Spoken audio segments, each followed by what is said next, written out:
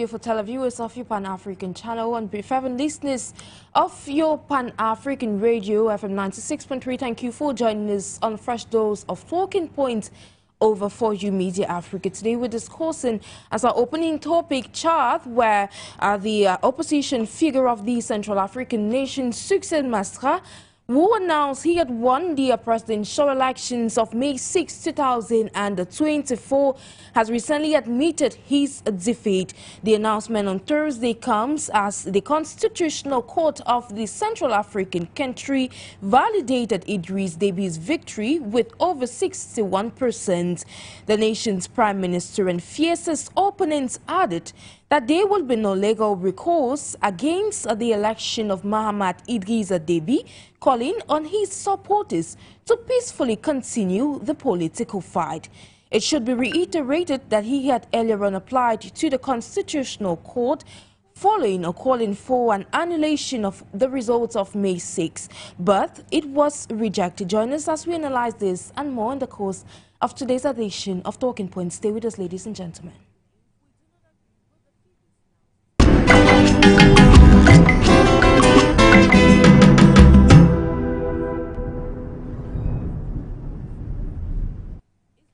Hello, Africa and the world. Thank you for joining us on this edition of Talking Point over your Pan-African channel For You Media Africa. We mentioned in our preamble as opening topic today, we discuss in Chad, where the opposition figure of the Central African nation has recently conceded defeat. Of course, an announcement that took place on Thursday night amidst results put forth by the Constitutional Court of the nation to reject the call to annul the May 6 results. So to evoke this topic this afternoon, I'm being joined by Dr. ENOAKU, who is the Director of the Center for Africa Development. Greetings to you, Dr. Elijah. You're welcome to today's edition. Thanks, Sharon, for having me one more time. Hopefully, we're going to have a fruitful one-hour discussion. Thanks for having me. On invitation, we apologize for the technical hitches. We're currently been joined by Dr. STANLEY FONGOD, who is a Pan-Africanist. Thank you immensely for joining us, sir. Thank you so much for having me, Sharon, and for inviting me, and thank my co-panelists for joining as well. And I hope today, as always, we'll have a fruitful conversation.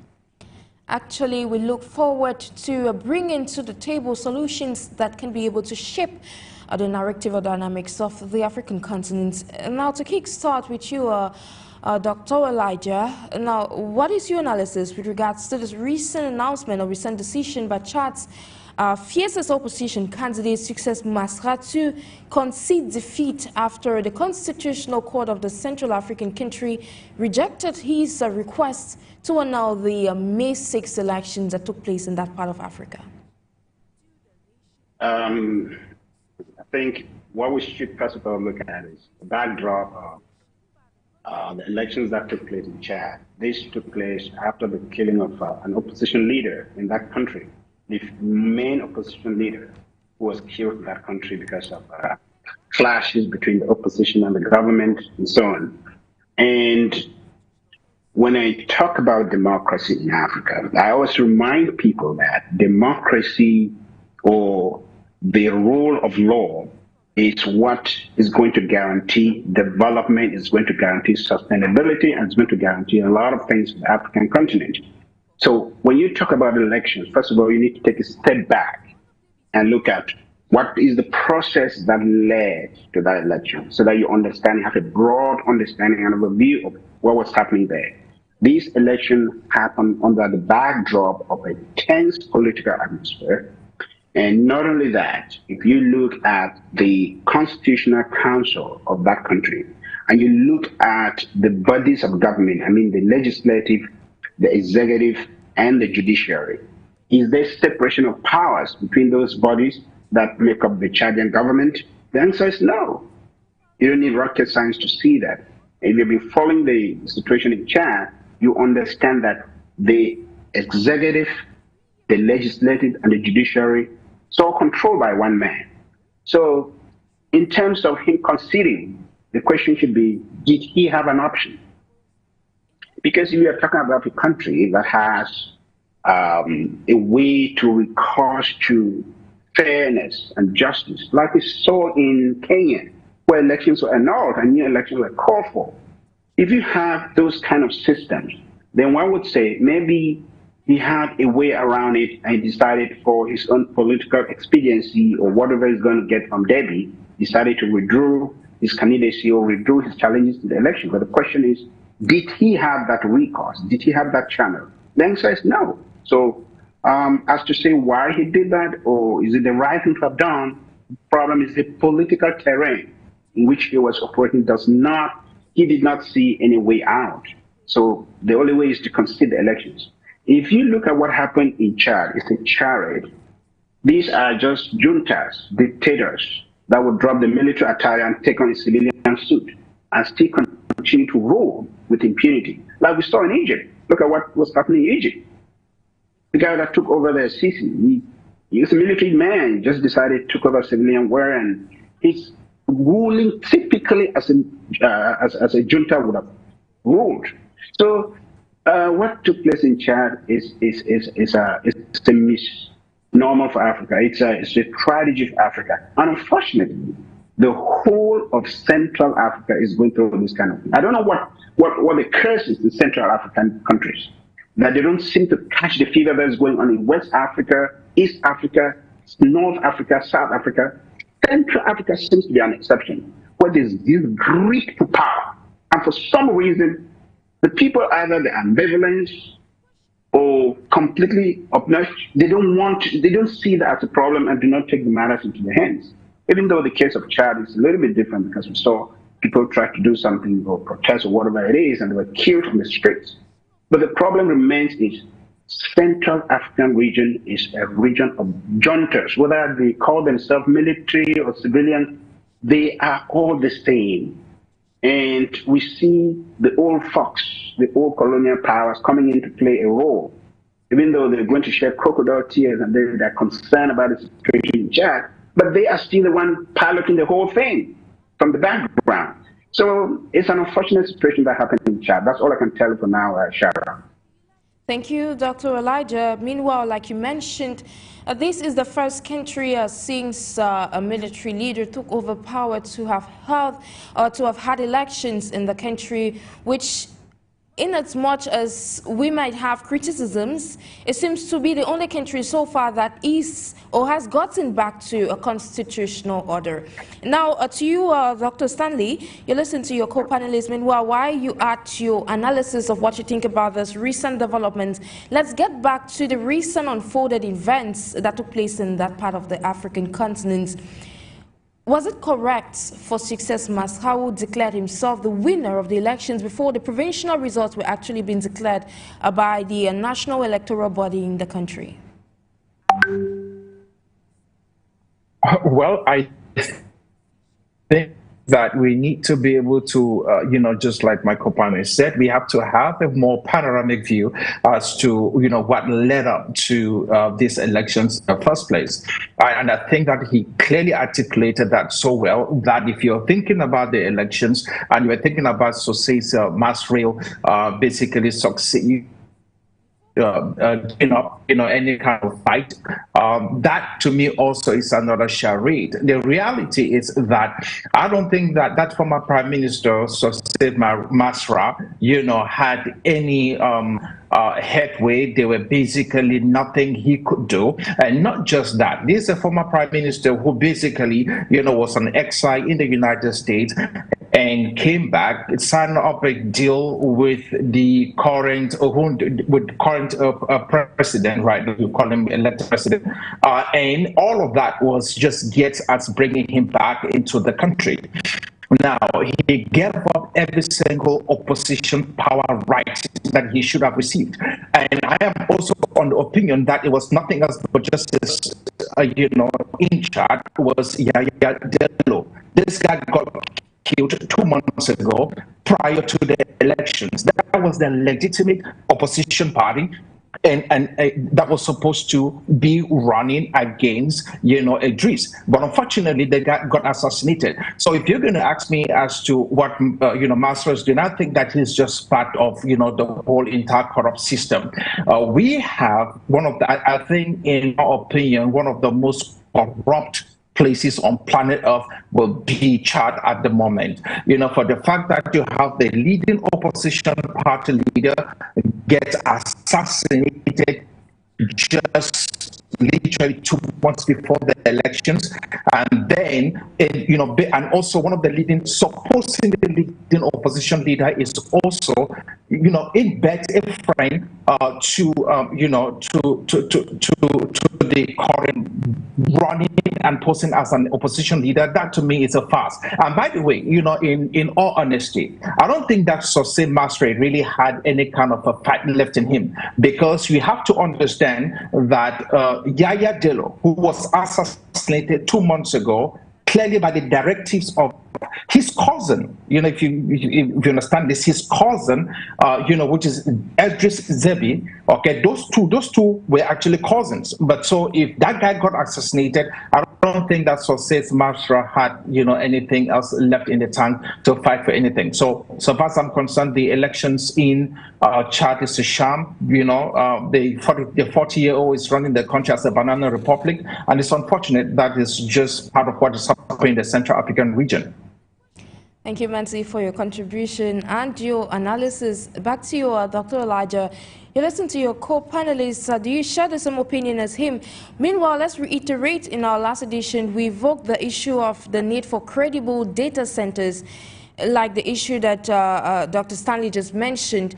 If we had credible data centers who have this documented, or say what happened entirely in Chad. Now, in cases of elections rigging, for instance, what role does these data centers get to play?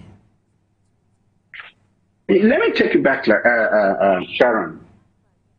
I have said this in many forums where I have been invited to speak on democracy and development in Africa. Elections are not normally rigged on election day. Let's be very clear.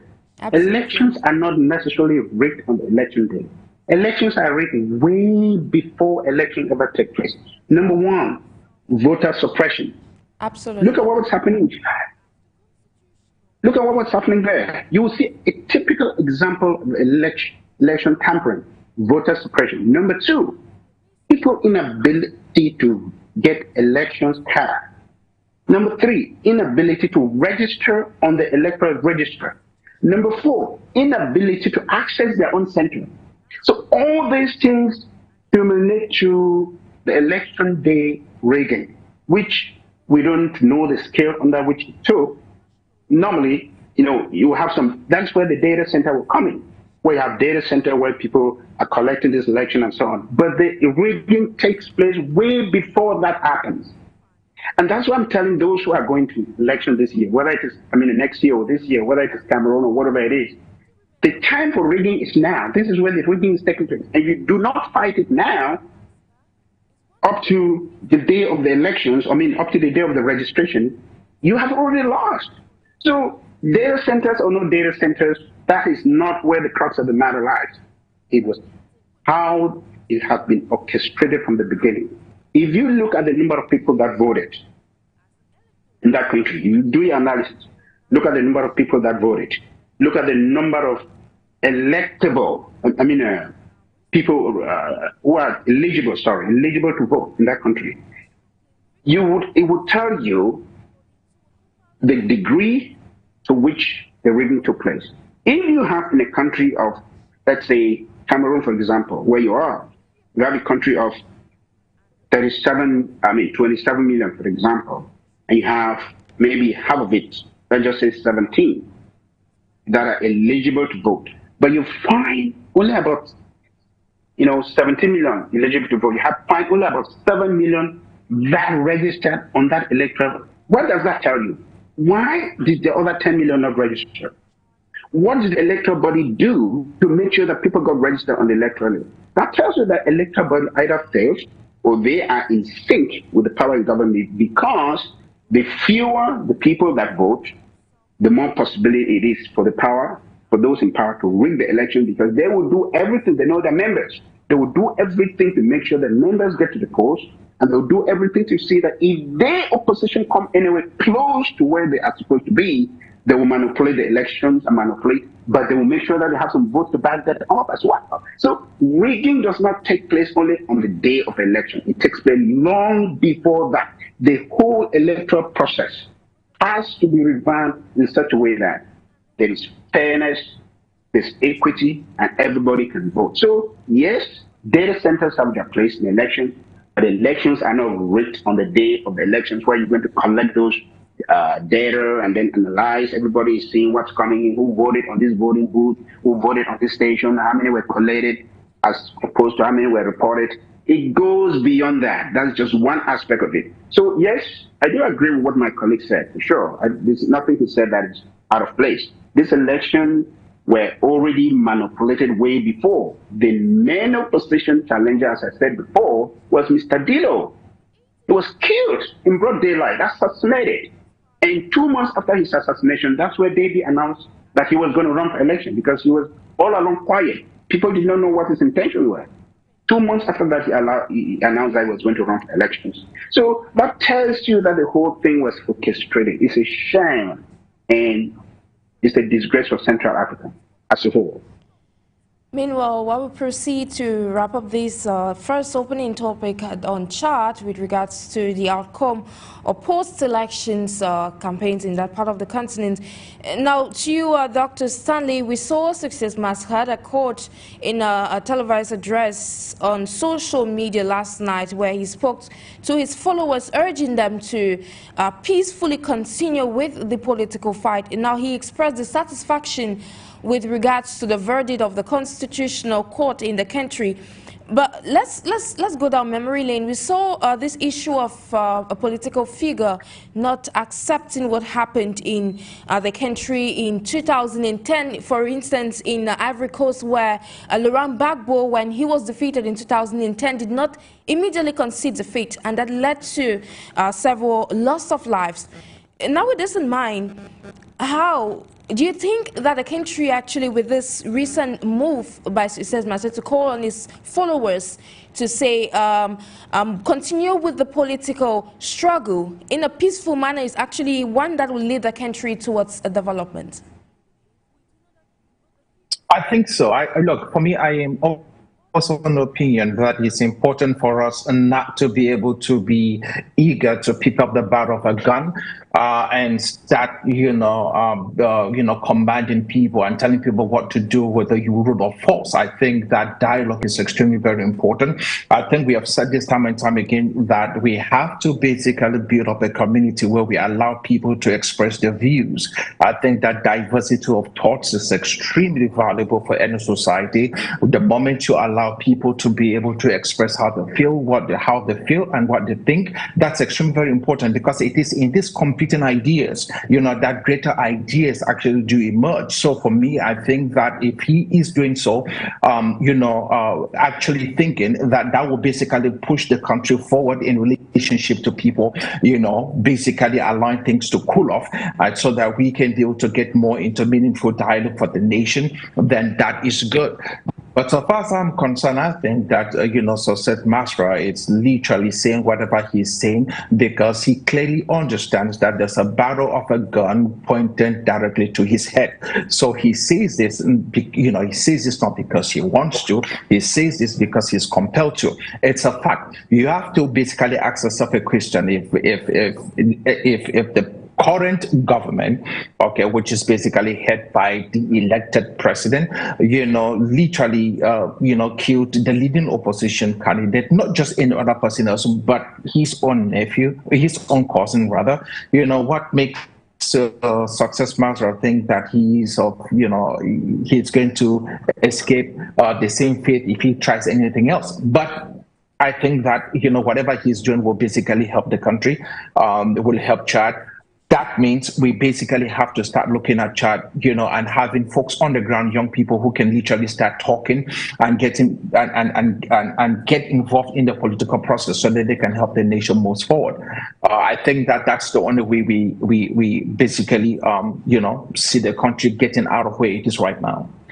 Thank you so much, Dr. FONGOD. Now, to wrap up this first opening topic with you, Dr. Elijah, now you listen to your co-panelists. In your opinion, as the director of the Center for Africa Development, what do you think is a way forward for the Central African nation? I have a little bit of a different opinion here, because if you look at what happened, the question to ask yourself is, was this guy really an opposition leader? In my opinion, he wasn't. Not because he has gone the way, because he has conceded defeat. Normally, when you lose an election like this, whether you are being, whether it was rigged or it was fair, when you lose an election, the good thing to do is to concede so that there's peace in the country. That said, the question is, was he really an opposition candidate? No, it wasn't. This is a guy that has made alliances upon alliances with Debbie. And is he there to fight for real democracy in the country? Because you will be surprised. I don't want to be prognostic here, but I will guarantee you that it's not going to be long. We're going to hear that he has joined Debbie in Debbie's government. So these are alliances that are going. People who really want to fight for democracy will fight for democracy.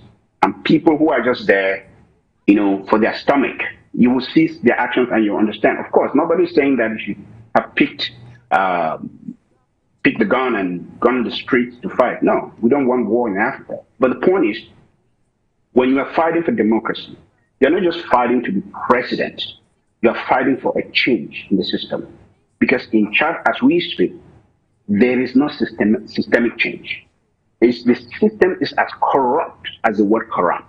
As I said right from the beginning, you do not have a division between the legislative, the executive, and the judicial in Chad. It's all one, controlled by one person. So when it comes to democracy, an opposition party or opposition leader is going to fight for those institutions that is going to guarantee fair election, guarantee democracy, guarantee social justice, guarantee a lot of those things that people are yearning for in the community. So it's not just being an opposition because you want to become the president. But when you're in a position where you are in sync with a dictator like that one, you're thinking about yourself. You're not thinking about the people who are fighting for equitable society. Because the people of Chad did not went to the street or fight for democracy because they wanted to, they just wanted MASRA to be president. They are not asking for things to change. So if you want to lead as an opposition who is aspiring to lead the people, you have to carry along the aspiration of people. What people want, you have to fight for it until you get to the end. But when you have all this opposition where, they run for elections, maybe it doesn't favor them, and immediately they join the ruling government and they become, like the case of the country where you are majorité de quoi, majorité de this. That tells you that that wasn't an opposition leader. That was somebody that was running for his stomach. So in a nutshell, yes, he has done the right thing to concede, but I don't think he represents the aspiration of the young people that want to change in that country. Like Dilo. Dilo was somebody who was really, you could see the mass, the people that he was following. You could see the aspiration of the people. The young people were all behind him. That's why this guy had to assassinate him, because he couldn't afford to stand with him. So again, that guy doesn't represent a genuine opposition, in my opinion. Thank you so much, Dr. Elijah. On that note, that we conclude the opening topic for today. Meanwhile, like we mentioned, we have another topic which is quite different from the initial. We're discussing the appraisal of Africa's justice systems. Of course, in Africa, like many other places across the world, criminal justice systems remain rather fragile. This is not only because of the human rights practices of some African governments, but because of the changes on the continent's demand good governance and democracy. While criminal justice cannot be separated from democracy, inasmuch as its effective implementation has become a barometer for democratic practices throughout the developed world. While the African Court of Human Rights and Justice on the African continent, for instance, is a tribunal established to ensure the protection of human rights across the African continent. Set up in 2006, November to be precise, in Ethiopia, but in August 2007, its headquarters moved to Arusha, Tanzania. Out of 54 states on the African continent, especially the 54 member states of the African Union, on the 34 have ratified the protocol establishing the African Court. However, fewer than 8 member states, to be exact, allow NGOs and individuals to bring cases before it. Well, recently we saw Pierre Olumumba, a Pan-Africanist and Kenyan scholar, highlighted Africa's judicial system is not independent. Join us, ladies and gentlemen, as we unpack this with our guests. Like we mentioned in our preamble, our opening topic, we've been joined by Dr. Elijah ENOAKU, who is the director of the Africa Center for Africa Development, and Dr. Stanley FONGOD, who is a Pan-Africanist. Thank you immensely for staying through with us as we evoke this second topic.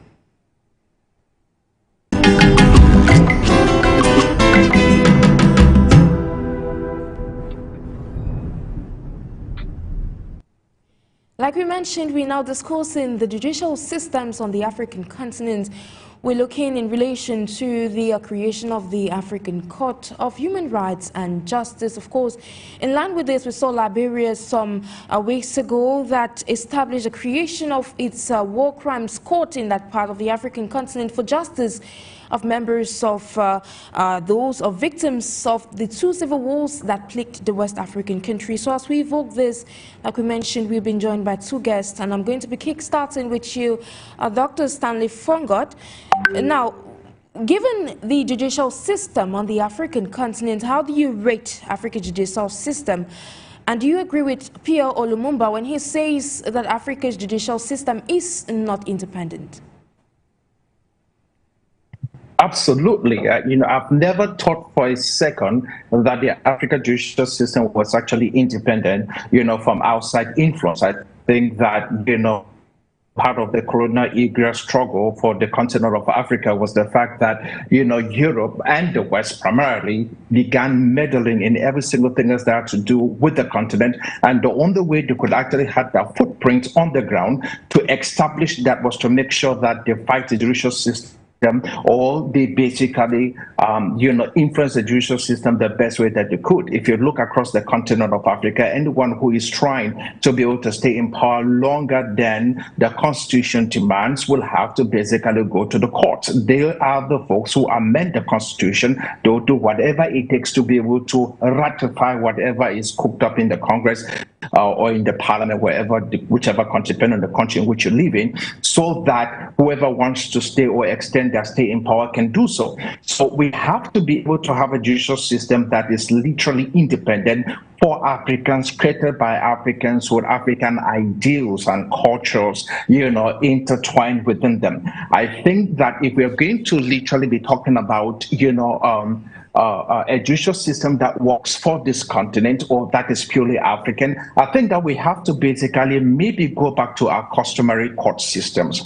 If we start integrating our customary court systems, communities by communities, and then having an aggregate of those communities over a broader region, that will basically help us integrate whatever it is that might be the cultural differences we have, because obviously there are certain things that might be a taboo in one culture but not a taboo in another culture. So we have to systematically find ways in which we integrate those, across regions. But those regions will also have to be broken down into sub-regions, just so that we can eventually have some kind of a harmony across, regions and then across the continent when it comes to our laws. I think that, the continuous reliance on folks to basically show up from outside of the continent and tell us exactly what to do, what human rights are. I think that's crazy. And by the way, how do you define human rights? Do you define human rights by the standards of the West?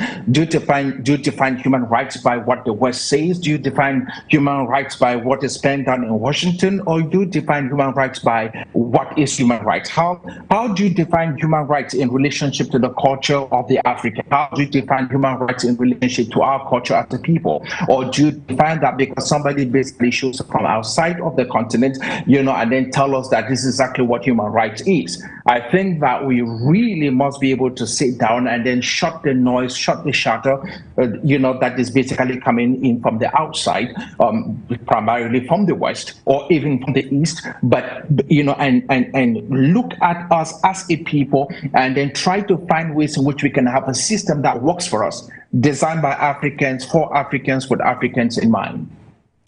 Exactly, Africans should be able to get institutions that are favorable to the mission and vision of the continent which they attain or intend to have. And now, Dr. Elijah, what's your own opinion? I remember Pierre Lumumba, he stated this while in Liberia, and it was just a few hours after Joseph Boakai of the West African nation had just validated the creation of the War Crimes Court against humanity. Now, back with this recent developments with the African justice system on the African continent and those recent statements made by the Pan-Africanists, what's your own opinion? My opinion is just a chuckle for now. Honestly speaking, when you talk about the judicial system in most of Africa, not all of Africa, though, you're talking about a jungle system. Because if the judicial system in Africa was working, most of those dictators will be in jail for the chaos, for the killing, for the anarchy that they have caused their people. Most of them will be in jail. They won't be ruling countries. All which African countries, with the exception of a few, like maybe South Africa and Botswana and Mauritius and a few others. Name one African country where you don't have somebody that has committed atrocity, is living free, going about doing their own thing. Name one. You can't find. And name one, I will tell who the junta is, or I will tell who that the person is that has committed atrocity against people. So we are suffering in Africa because we do not have the independence of the judiciary. We do not have the independence of the judiciary. A judiciary that's independent is supposed to be completely independent, that can take a law and interpret it the way it is in the Constitution. Most constitutions in Africa, those who are in power are above that Constitution. They can do and undo. My colleague talked about people who come to power and change the Constitution. They change it at will. Constitution that is supposed to be the basic document of a nation. If any Tom, Dick, and Harry can come to power and just change this, be in power, change the term, do anything you want, that tells you that that is a judicial system that is a piece of paper. It doesn't have any power, it doesn't have any value. When judges can easily be bribed and corrupt. As we speak, because I like to talk with examples, so that we're not just, talking theory and terms and all whatnot. There's a report. It's in most international media. It's reported everywhere and it's documented.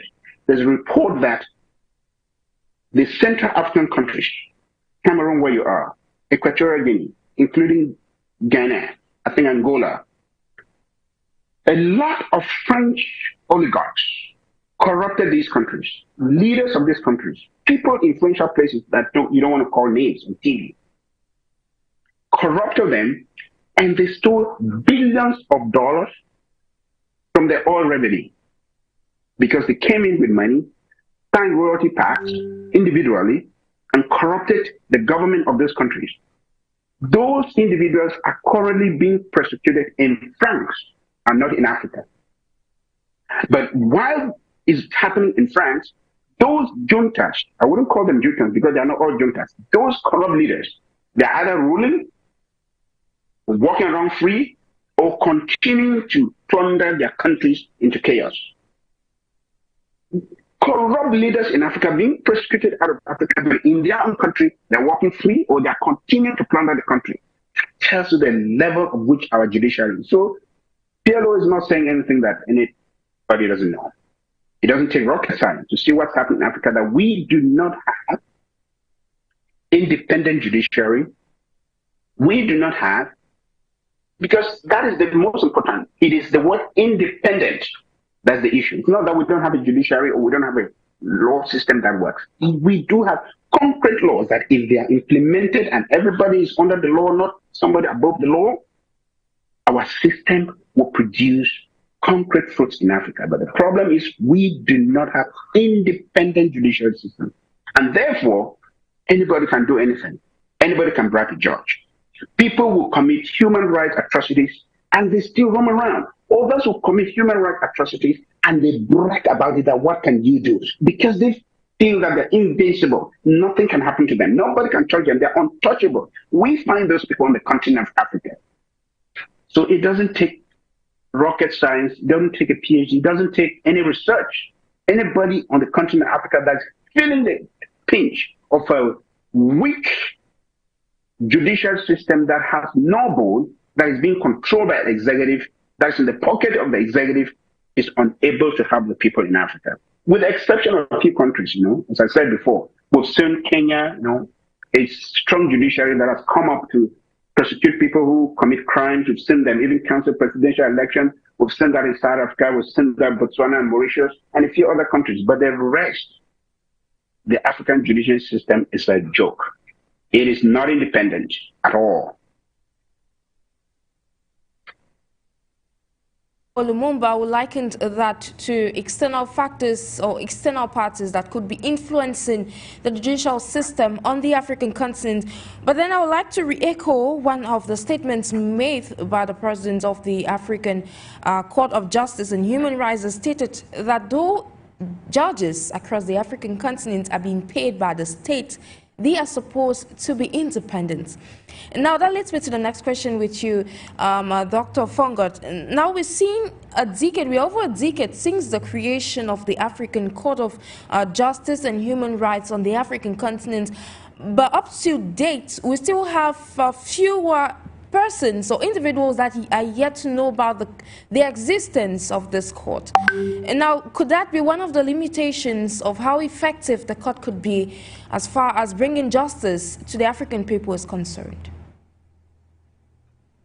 Absolutely. And I think that if you start looking at this court and you're asking yourself how effective you've been, you have to ask yourself, what other cases have they brought forward? Who have they persecuted? Who is in prison as a result, the fact that this court actually sat and was able, to hear these cases and bring these people to justice? None. As a matter of fact, the number is too few even to mention. And of course, that's the problem that we face on the African continent. I think that, my co-panelist said something that was so amazing. The idea that you have a judiciary, right, that is literally not independent is not just a problem. I also think that the fact that you also have a military, because nobody stays into power. None of these guys stay in power if they don't have the military in their back pockets. For some strange reason, that whole entire idea about you can have a people who literally believe so much in the nation that they're willing to die for it, that you have young men, young women who believe in the ideals of a nation,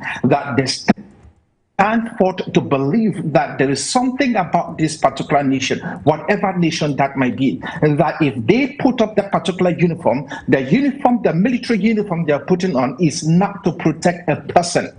It's not to protect an institution, it's to protect the nation. That there is nobody, no political power, no political system that is big enough to be able to force them or to compel them to be able to sacrifice that ideal of love for nation, to be able to start protecting political parties and protecting people because of whatever they're benefiting. And if you look, it's only those in the upper ups. There will be generals, and colonels, those in the upper ups that actually do benefit, while the rest of the foot soldiers just basically go along as to whatever is being, propelled or pushed down their throats, from those who are actually leading them. My ideas is that we really, as far as we try to have a judicial system that is independent, we must be able to make sure that the military in these countries also find ways in which they are absolutely, independent in such a way that if there are certain rules, certain laws, certain commands that comes in,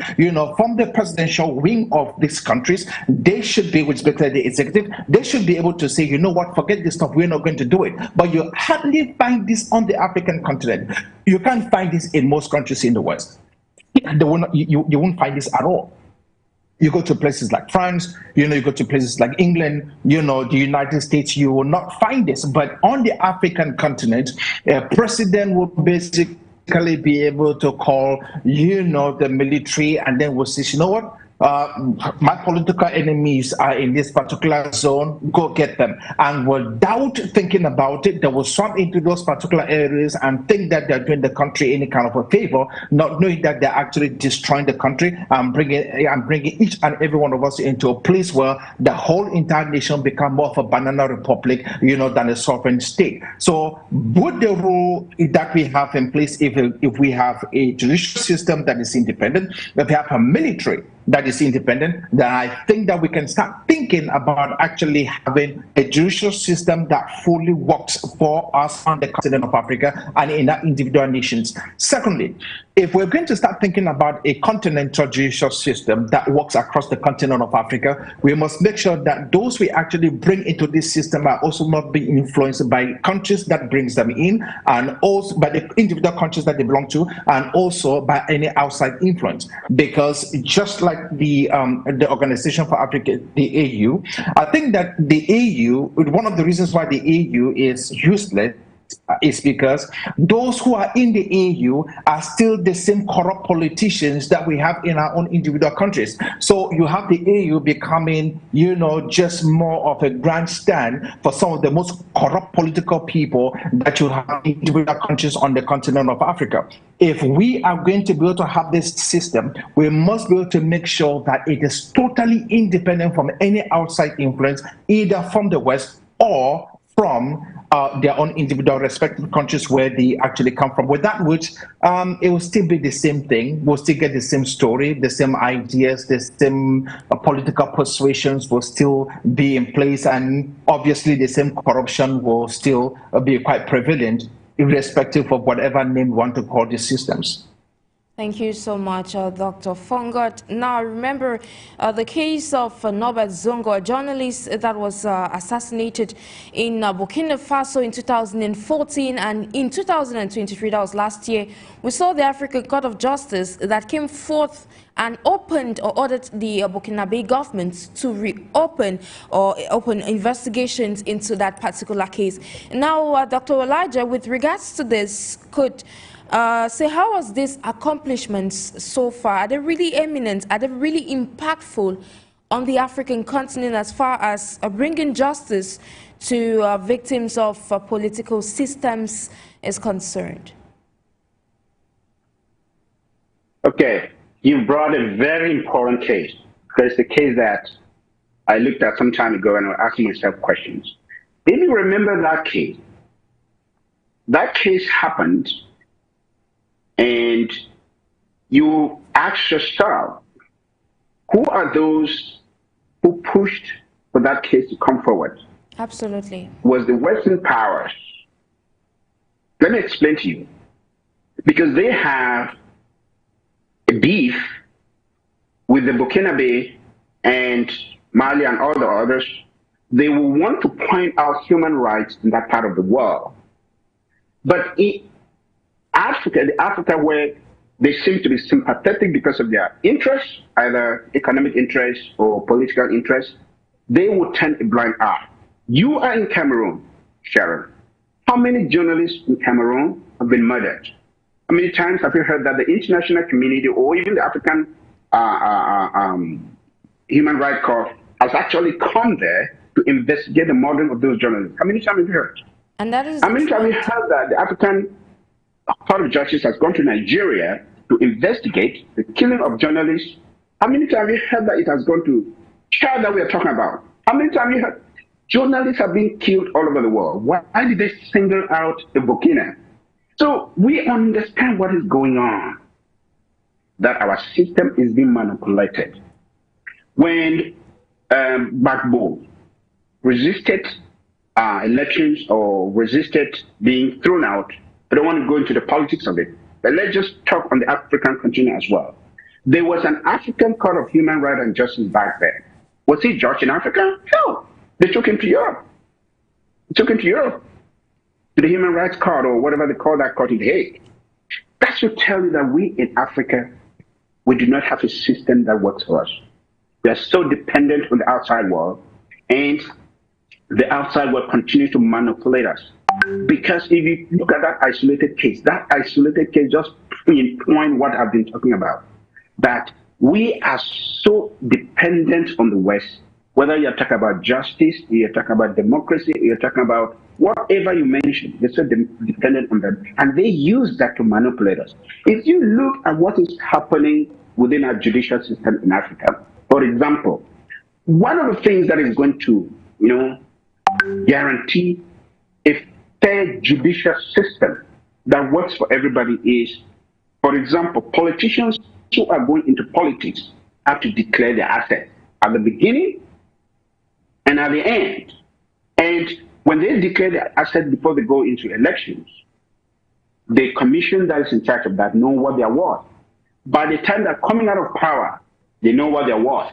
And they're able to justify how they got to that worth.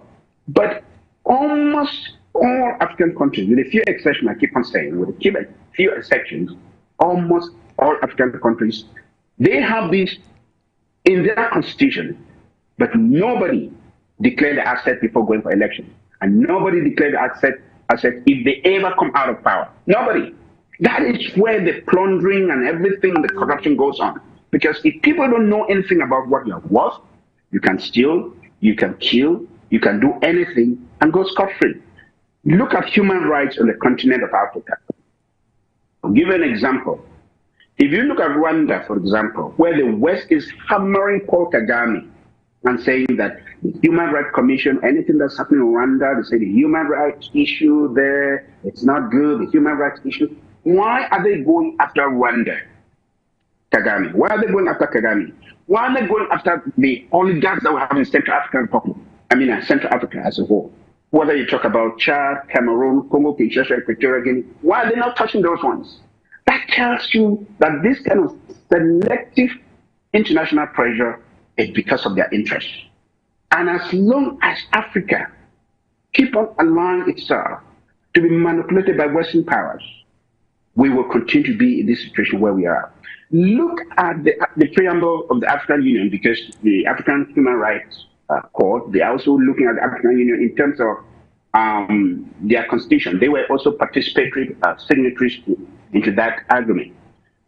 That agreement says that when the African Union came with this agenda that presidents should not change their constitution in order to run for president maybe the third or the fourth time, those dictators, like my colleague already mentioned, those dictators that are within the African Union, they look at it as if their position was going to be threatened. What did they do?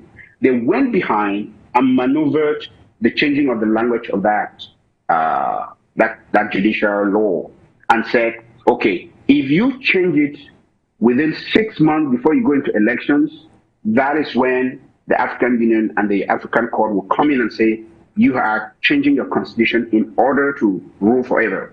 So what did these dictators do? They would do it maybe 1 year ahead of time so that they can escape what is written in that. So they have a way of manipulating the system to make sure that they don't get caught to book. So again, the African judicial system has a long way to go. It is still in the hands of whosoever calls himself president or the executive. In fact, we do not have a judicial system.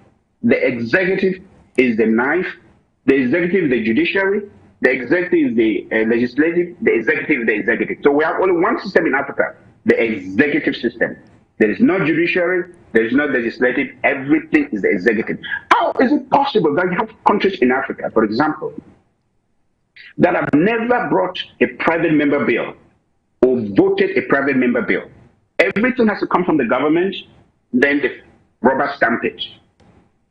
No private member in the country where you are, for example, Cameroon where you are, name any private member that has ever come to Cameroon Parliament and even debated, talk less of being voted. None.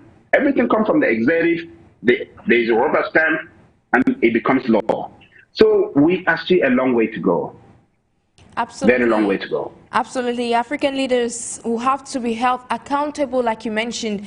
And that leads me to something. We saw the African Court of Justice and Human Rights that stated that Rwanda had actually tabled an application to withdraw from the court some years back, which was not yet available. But then, as of now, that is something that we're looking at.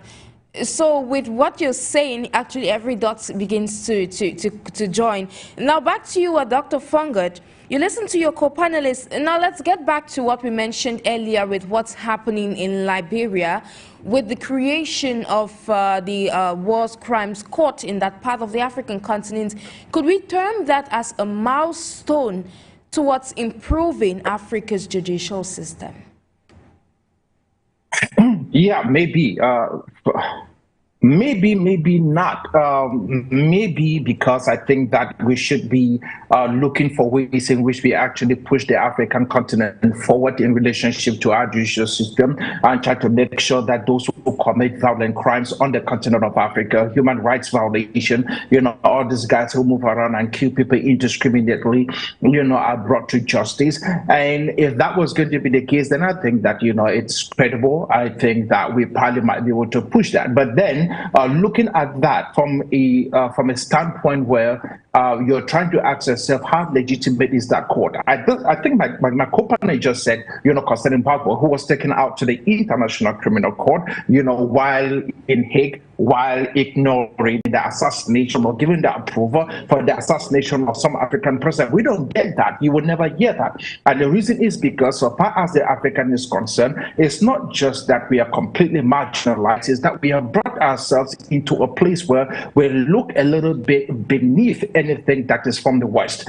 And that's probably the reason why when somebody sits in Washington, they can leave call 50-something African presidents to show up in Washington, D.C. so that they can be lectured as to what is it that they want to do for the continent of Africa. The richest, most productive, I think the second most productive company in the world is behind this company from Saudi Arabia will be Apple. Apple seems to be the second most richest company in the world. The only reason why Apple is actually existent and doing very well is because of one unique country on the African continent, and that would be the DRC. Without the DRC, Apple will literally struggle in ways that you can imagine. But then the wars in the DRC, the pain that we are having right now in the DRC is because of companies like Apple. And yet nobody is saying anything about it. When you talk about human rights, right in the DRC, there are young men, young women who are going through all kinds of malformations, deformations, facial, deformation, deep palates because of how hard the water in the DRC is because of the illegal mining that is taking place. It is so difficult that you can't even water plants in the DRC. You take regular water running in streams to water plants with it, the plants would die because of the hard minerals that are actually in the water. And yet there is nobody talking about human rights when it comes to those human rights violations that is actually taking place in the DRC. But of course, the West is tremendously benefiting from what is happening in the DRC, and they were going to keep a close eyes on it. The United Nations armored trucks are being used to transport minerals out of the DRC, and nobody is talking about the human rights violation on that front. So far as I'm concerned, I'm thinking, if we have a court on the African continent that basically wants to gain my credibility, I think that we should start by basically bringing those who are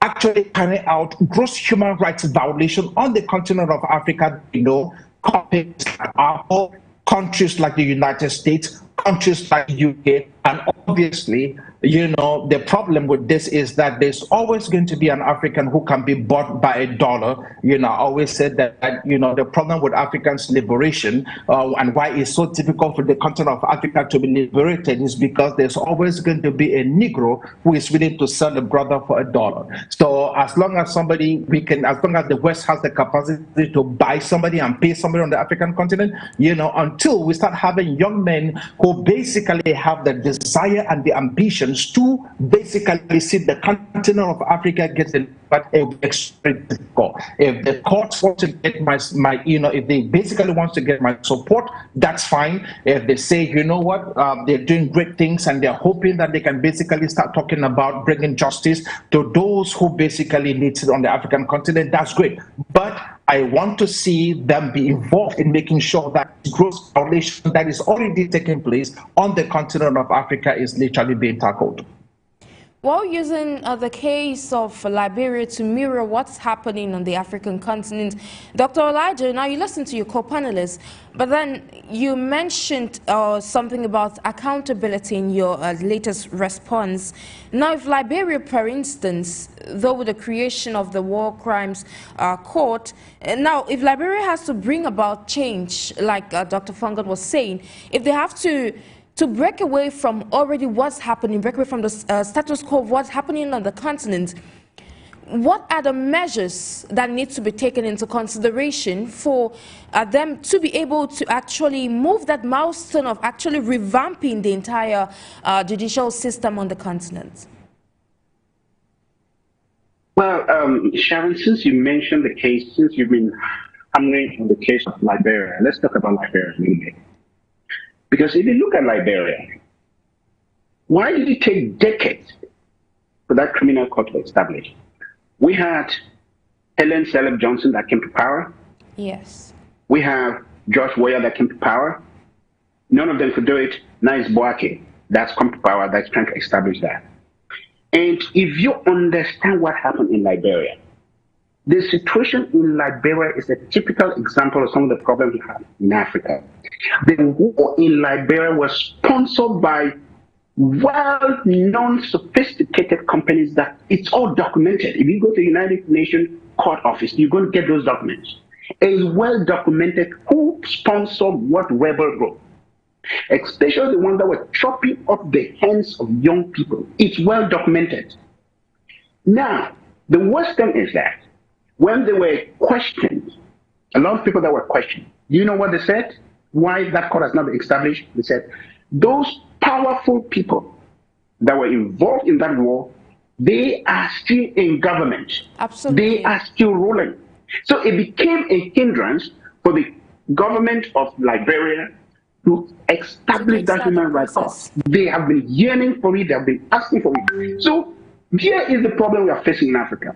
Those conglomerates, whether they are Western, whether African-based, that are exploiting our people. You know, my colleague mentioned what's happening in the Democratic Republic of Congo. That's a huge topic by itself that time will fail us to discuss about that. But let's just dwell on Liberia. Those conglomerates that are sponsoring the wars in Africa, what has happened to them? Because we are just talking about individuals now, the corrupt individuals in Africa. But they have the associates, companies, non-governmental organizations, conglomerates, both Western and indigenous, that are helping to fuel the war in Africa and the conflicts that are happening in Africa. Have they been brought to book? The reason is they are still in power. Those juntas are still in power. They are still ruling. So when you ask, what is the way forward? The way forward is for African leaders, for youths, to rise up and take the leadership of the country by whatever peaceful means it is. Because these people that are ruling, I'm telling you the truth, whether it's in that country where you live, these people that are holding power, as long as they are not defeated, forget about justice. Because they know they're going to be implicated, they know what's going to happen to them. If you have a justice system and a critical system that is going to bring to book those who have been killing, those who have been abusing human rights, and those who have been committing atrocity in the country. So as long as they are in position of power, we are not going to have a way forward. That is why it has taken decades in Liberia More than 3 presidents have come and gone before Buhari could even yield to pressure. What he did is a presidential decree. It's not even a law yet. So what he did was just yielding to pressure from young people. A lot of them have even died. Yes. A lot of them have grown and even died. So when justice is going to be pronounced now, who is going to benefit if there are going to be any reparations? Who is going to acquire those reparations? Who is going to benefit from that? When people have all died. So, like they say, justice delayed is justice denied. As long as we do not see that in Africa, to take the bull by the horns, we are going to continue in this situation where these oligarchs, corrupt conglomerates, continue to rule us. And we talk about justice all the time, and they sit there and they laugh because there is not, as I said before, there is no judicial system, there is no legislative system. You only have the executive in Africa. Those are the people that are calling the shots. They decide what the judge says. They write the decisions and the conclusions, and the judge reads it out. So there is no judicial system. So the way forward is to boot those people out. As long as we continue to remain apathetic to democracy in Africa, things will take a long time to change. Absolutely, that is a way forward. Ladies and gentlemen, I'm coming back to you, Dr. Elijah, for your concluding remarks, but then I'd like to take Dr. Fongod. You listen to your co-panelists. Do you share the same opinion as him?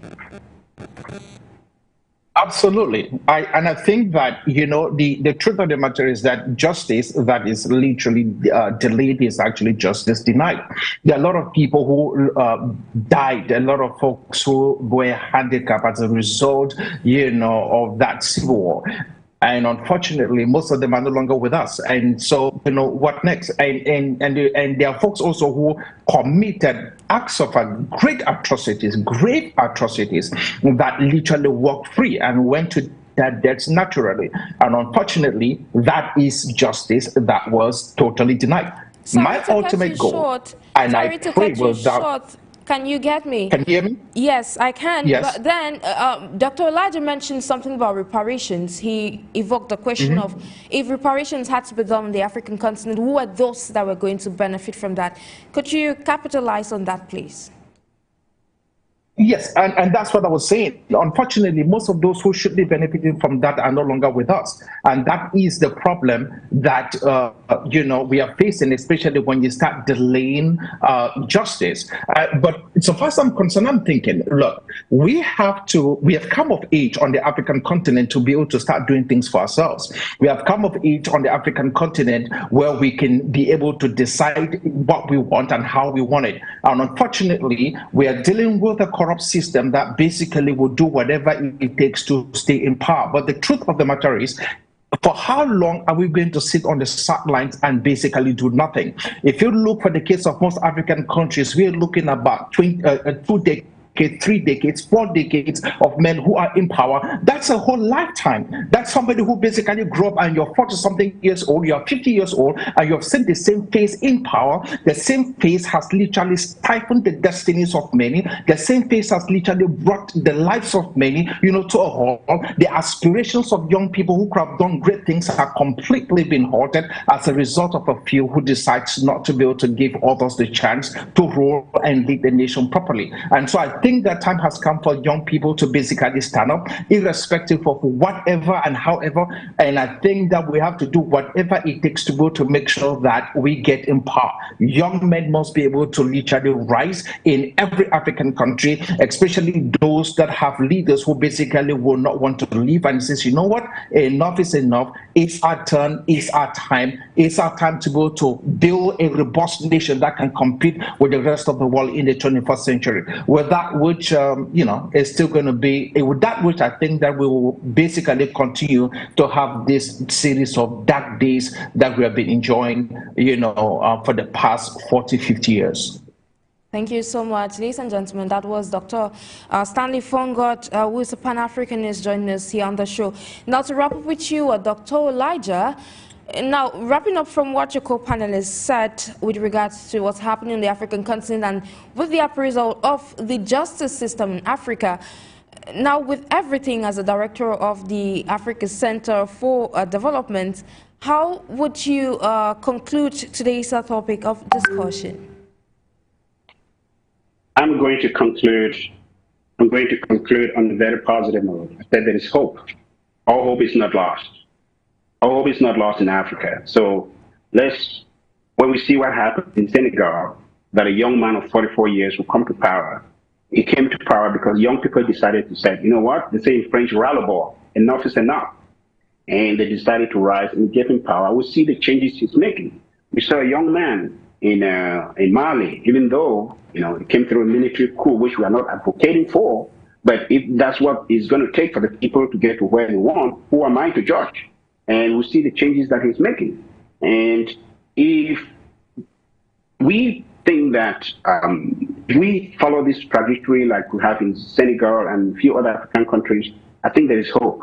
And if we have leaders like we have in South Africa, Malema and a few others, who are forcing the African Union and the African institution, Pan-African institutions to change, because you see what Malema is doing, the Pan-African Parliament, he's coming about with a lot of changes. So I think young people with ideas, if they determine, nothing is impossible. So I want to end on an optimistic note to say there is hope. And I believe that Africa is going to come out from this doldrum. It might take a while for some countries, but I think we're going to get there.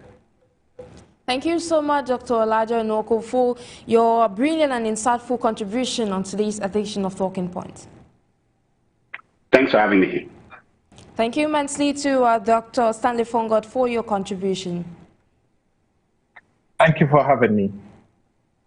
Ladies and gentlemen, fervent listeners of your Pan-African program, thank you for staying with us all through today's edition of the program on your Pan-African channel. I've been NJIX NABESEH for presentation.